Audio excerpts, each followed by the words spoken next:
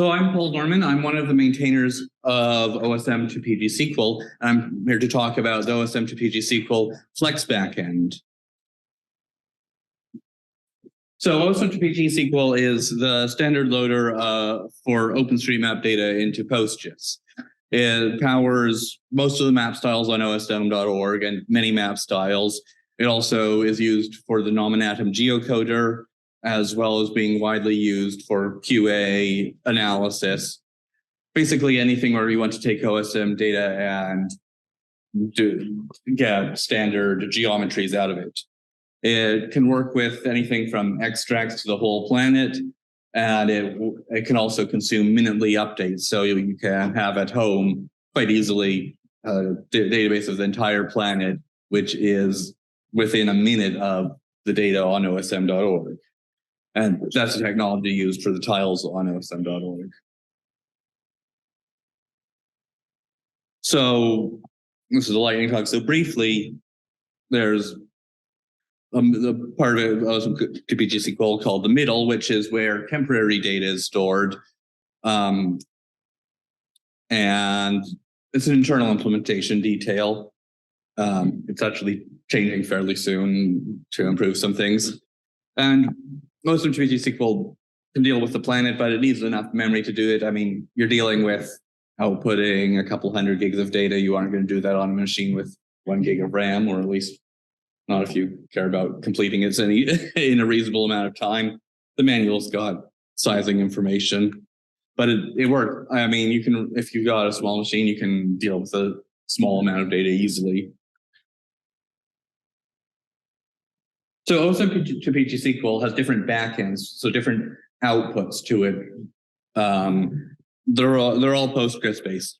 The first one and the oldest is the pgsql backend. This has been around since 2007, and it has code, either C transforms or code the user supplies, which tells you how to go from OSM tagging to the tables. It is going to be deprecated at some point in the future. There isn't a date set out for that. There's the gazetteer output. This has been deprecated. It's used by Nominat. It was used by Nominatum, but it's been replaced by the Flex backend for Nominatum. It's still in the code, but it will be removed at some point. There's the multi-backend, which was done about 2014, and this was a way to get multiple tables. But the way it was architected, it was really relying on the API for the pgsql backend, so it wasn't the easiest to write to use it. And it's been removed because we now have the Flex backend, which allows the user to define what tables and the schema that they're outputting to. So if you've got the pgsql API, you've got a file that defines all of your columns, and then you have supply a Lua script that tells you how to go from OSM tags to the columns and if it should appear in certain tables. So you supply these functions in your code to osm2pgsql, and it will go ahead and process the planet. The problem was that these don't really extend to arbitrary tables. So we came up with a new API, which for each object, a function gets called, and you can then, within that function, call back to osm2pgsql to tell it to put an object in a table. There's good documentation on this, so I'm not going to go in detail over it, but your code interprets what the OSM object represents and where it should go. So for a simple example here, this is just a couple of tables, one for trees and one for restaurants. So you define your tables, and then you have code that for each node, if it's a restaurant, add it to the restaurant table. If it's a tree, add it to the trees table. A real world example of this is going to have to deal with stuff like restaurants could be mapped as nodes, ways, or relations, and you probably care about a lot more than just restaurants and trees.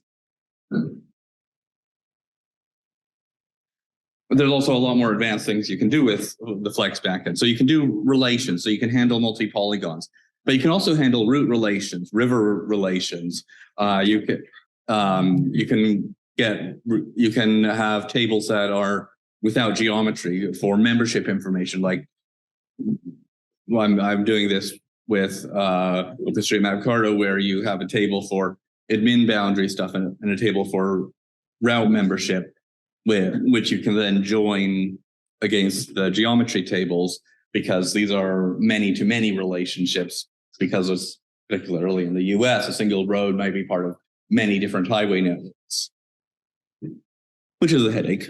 But then there's phase 2 processing, which allows you to get on the information for away stuff from the relations. The relations have to be processed later because they come at the end of the file. So this allows you to go back and revisit ways.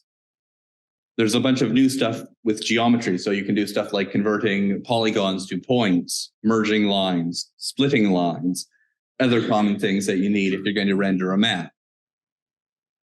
And brand new is also more advanced expiring. So if you're running osm2pgsql, it will tell you what tiles have changed if you're going to be rendering a web map, because you have to pass that to your renderer to tell it the tiles have changed and it needs to re-render them. It can now do this in a more sophisticated manner, looking at something has changed in this table, so it needs to change in these ways. Something has changed in this table, it needs to change in these other ways. And then merging that, which the goal of all of that is to minimize how much you have to re-render, of course, because re-rendering takes CPU time and money.